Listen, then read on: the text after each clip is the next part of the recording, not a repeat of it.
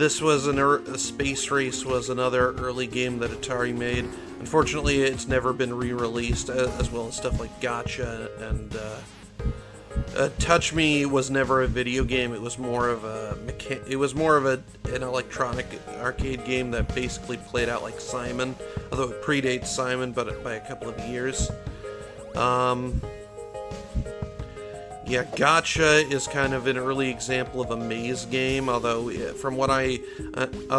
as far as I can tell, it had no impact on games like Pac-Man or anything.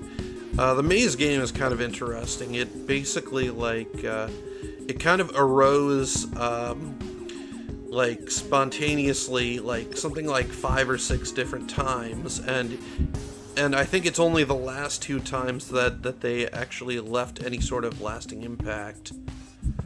So yeah, unfortunately with Space Race and Gotcha, because again they were made with discrete logic, they aren't playable here because again there's no way to really emulate them. They would have to completely recreate them from scratch, which I guess that they didn't feel like doing. Key games, that was an interesting thing that they did. Basically, it was like a fake competitor to Atari, where the idea was that they would make various games that, they made their own versions of Pong and stuff like that. And the idea was that it seemed like they were competitors, but it turned out no, they were both owned by Nolan Bushnell. So yeah, this is their one original game that Key made. I believe that they that Key was eventually subsumed into Atari, presumably because they probably realized that making fake competition like that was almost certainly illegal. But yeah, Tank was kind of their first, their really only original game that they made. And it basically was kind of the predecessor to, okay, so let's play this.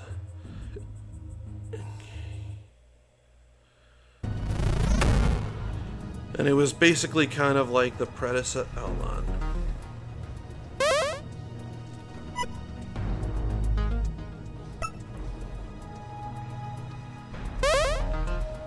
Okay, yes.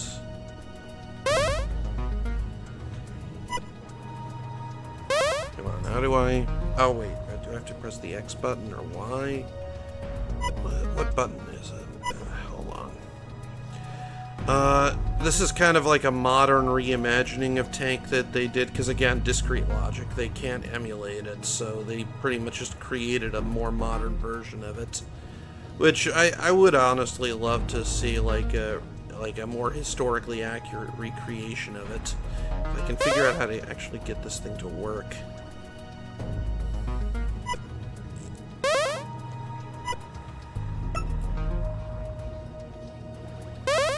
Okay.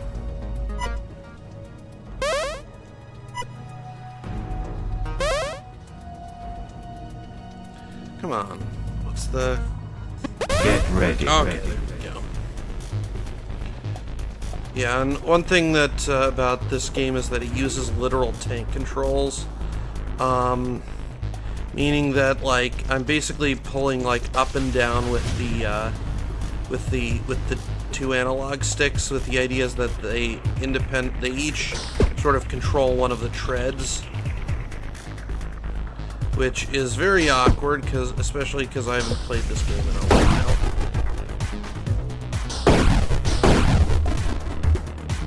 So to steer, I kind of have to pull on one and push on the other. And in order to go forward, I have to push both at the same time. Very strange.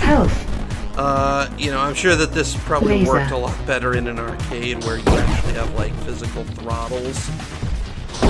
I'm sure that was sort of very immersive. But here, maybe if I had time to remap the controls or something. So, range. What exactly is going on here? Is there anyone else? Or am I just here all alone?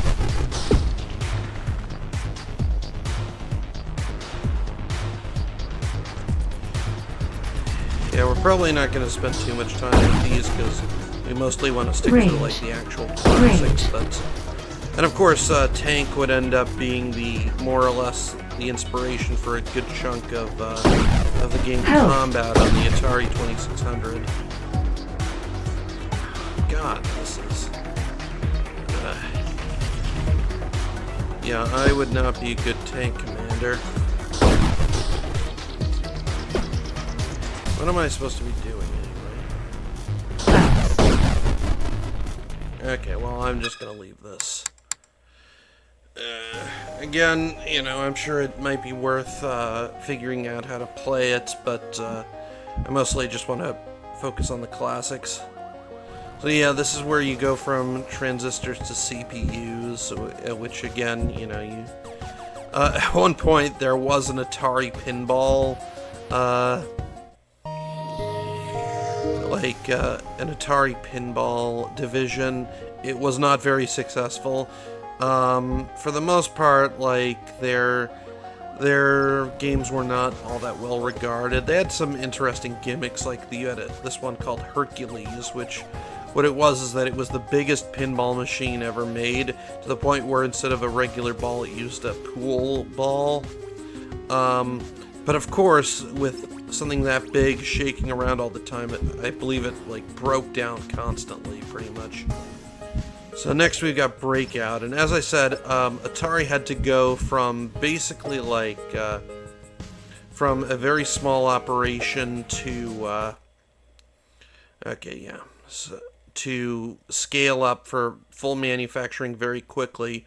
So they kind of had to just hire whoever they could find like off the streets. And one of the people that they ended up hiring was a smelly hippie who was a young Steve Jobs, who got to start working at Atari. And of course, as he usually does, he was assigned to make this game Breakout, and it was I think the one game he made while working there. And of course, as he usually does, he just kind of pawned the job off to Steve Wozniak, who did all the actual work. And apparently he did too good a job, because the idea was that they would be given a bonus based on how few chips the game used. With the idea being that the fewer chips it had, the less expensive it would be to produce and would save the company money. And I'm not doing well. Again, this is kind of an issue where this is another game that was meant to be played with a paddle controller. So again, there really isn't a good way to control this on a modern system, unfortunately. Okay, let's try again. And apparently he did too good a job to where, to where nobody could replicate his design, and they ended up having to redesign the Breakout from scratch anyway. And I am just not doing well at this. Hold on. I've always really kind of had a bit of affection for this game. It's simple, yes, but I've always found it has kind of an almost like sort of mesmeric quality to it. There's just something oddly relaxing about it. Let's see, how do I start a new game? Come on. You know, you try, yeah.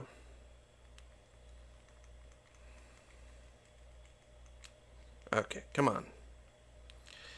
What the heck, is my controller malfunctioning or something? I hope it isn't. That would suck.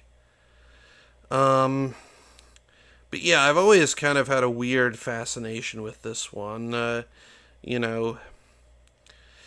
But yeah, it's basically single-player Pong. It would end up basically inspiring a ton of imitators. What the heck, man? I cannot seem to get this stupid thing to insert another coin. Maybe you have to reset it. Yes. Okay. Let's try it now. And I'm still not able to do anything with this. Maybe. Okay, there we go, yeah. Okay, here we go. Of course, missed the first serve. Ah, God, I am garbage at this.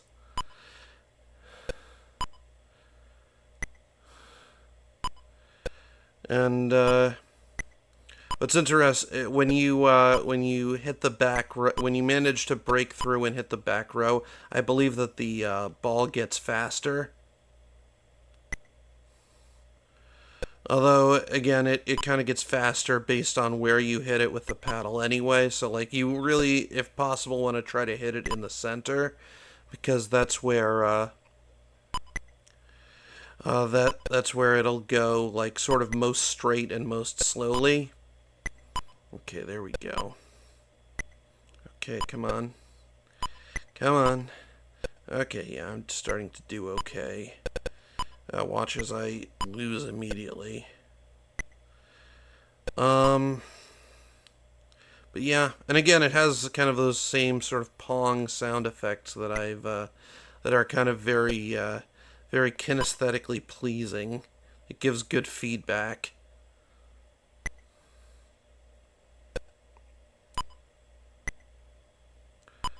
Yeah, to restart. This will probably be my last game here. Then we'll move on. What I think I'll probably do is I'll probably end up chopping this up. The VOD, that is, when I post it to YouTube, I'll sort of post the segments for the individual games and label them. But yeah, it is certainly nice to be able to get my own... Also, it's nice that I'll be able to have my own footage of this stuff for when we do eventually get to these games. This game, I believe, was 1976. And it was really kind of the big game for that year. Of course, we were only 2 years away from the start of the golden age of arcade games. And by the way, this game is entirely in black and white. The color that you see is from essentially a screen overlay. And that's why you can see that there's like a big blue sort of bar across the bottom of the screen. Is that there's no way, because obviously they can't know where the paddle's going to be at any given time. So they kind of just made that entire section of the screen blue. You know, with with the overlay. So yeah, in reality, this whole thing is actually in black and white. It would take a bit before color would start to really catch on in video games. Okay. Well, let's move on. Yeah. Oh yeah, another thing is that there are dip switch settings with a lot of these games. The way that those work is that they were like these little switches on the board that arcade operators could sort of toggle on and off to have different variations or different options for some of the games. I guess let's try this Neo Breakout one. This is again another sort of reimagining of it. You know, a Breakout would inspire a ton of imitators. Probably the most well-known being, yeah, let's just continue. Yeah, probably the most well-known and being Arkanoid by Taito. They really pushed the formula forward a lot. And I remember I used to play quite a few of, like, Breakout games. Like, they made a bunch of Flash ones that I used to play a bunch. Back in like middle school and stuff. So yeah, here they kind of start you off with a basic thing, and you can kind of tell that this game was built with modern controllers in mind because the paddle is moving a lot smoother than it was before. Yeah, one issue with these games is that, and this is kind of a reoccurring issue of the entire genre, is that after a while you end up with just a few bricks in the corner and they can be hard to get to.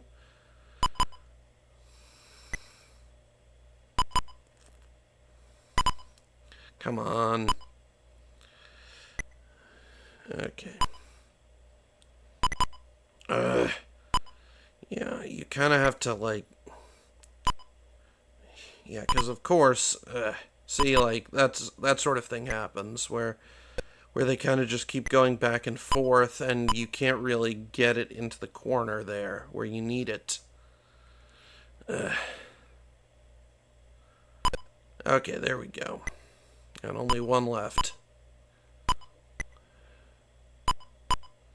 Yeah, and then you can sort of end up getting them in a loop sometimes where you kind of need to make a very difficult sort of trick shot in order to break them out of that loop.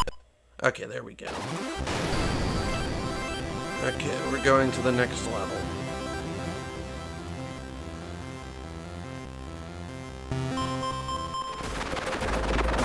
Okay, next one.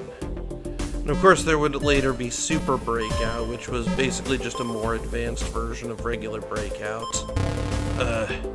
Great.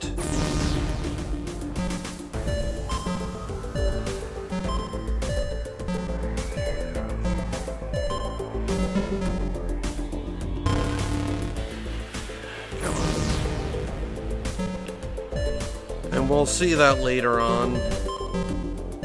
It's basically just a few new layouts for the bricks, and like, I think that they added the ability to have essentially multi-ball, which is what you saw there, where you can sort of let loose another ball, and you can potentially have both on screen, like, that you bounce at the same time.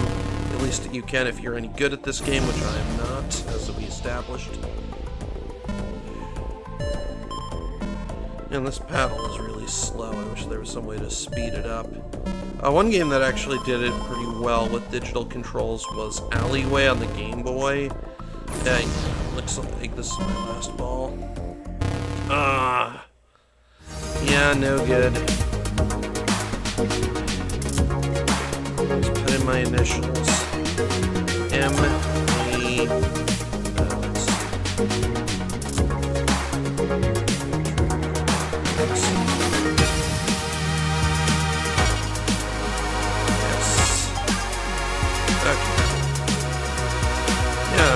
Looks like I'm the top scorer here, which does not say a lot for anyone else who played.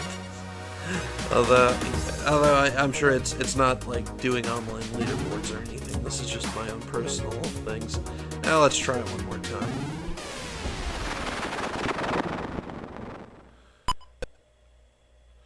Oh, I see. You can control it quickly with the right analog stick. Oh, I missed that. Oh, that actually works out pretty well. That way you can sort of fine-tune it with the left stick and make quick saves with the right stick.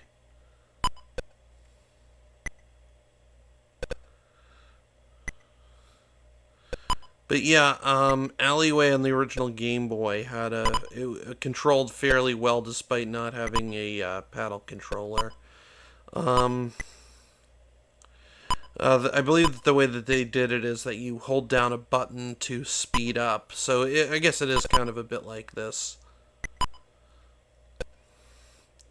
But again, I've always found like this game to be oddly soothing.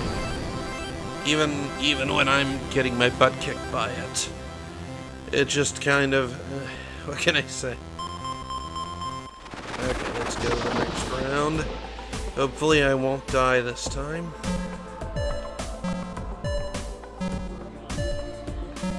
Okay, let's try to get the multi-ball, and of course I'm not going to be able to save both at once. Oh well, it's... oh, come on. Of course. And of course the idea also is that if you can get it to the top, it'll where it'll bounce back and forth between the top row and the ceiling. You can potentially just knock out a bunch of bricks at once.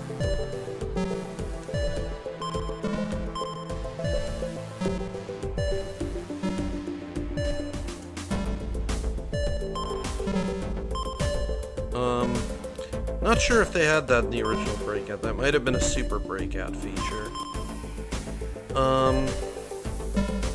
But yeah, I'm pretty sure that they didn't have the...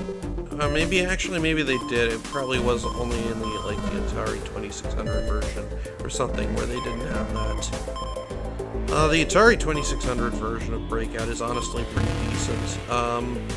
It doesn't it took a bit of a graphical hit. You can't really differentiate between individual bricks as well anymore, but But it works great with the Atari 2600's paddle controller, which again is really the best way to play this sort of thing. Okay, cool. We beat round 2.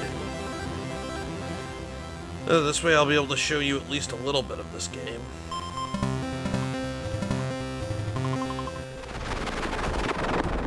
Okay, cool.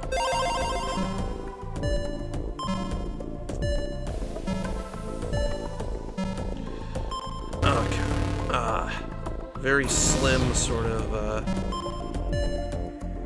there seems to be some sort of, like, timer element going on. I don't know what that does. Oh, I see. It lowers it whenever the timer runs out. That's interesting. That's kind of a cool gimmick. Arkanoid did a lot of really cool stuff. Like, it added in, like, power-ups. You could, in fact, one of them was, like, straight up, like, a shoot-'em-up power, where you could start shooting the bricks. You could make the paddle sticky. You could, yeah, see, this is what I was talking about with, managing to get it stuck on the top so that it takes out a bunch of bricks. Yeah, there we go. It's very that's always very satisfying when that happens. Did I get an extra life or something? I don't know.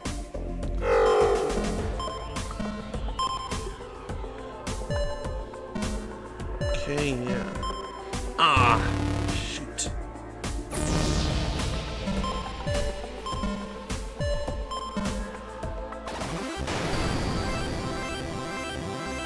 But yeah. Okay, cool. So we're on to round 4. Though I don't have any lives left, so odds are good I'm probably not going to make it beyond that.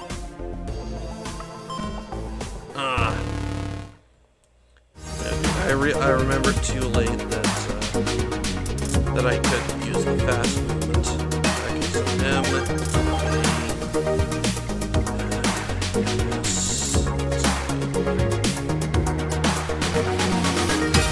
yeah, they included a bunch of these, like, remixed versions of classics, which I definitely appreciate. Some of them are definitely a lot better than others, but, okay, so let's quit. Yes. But yeah, they're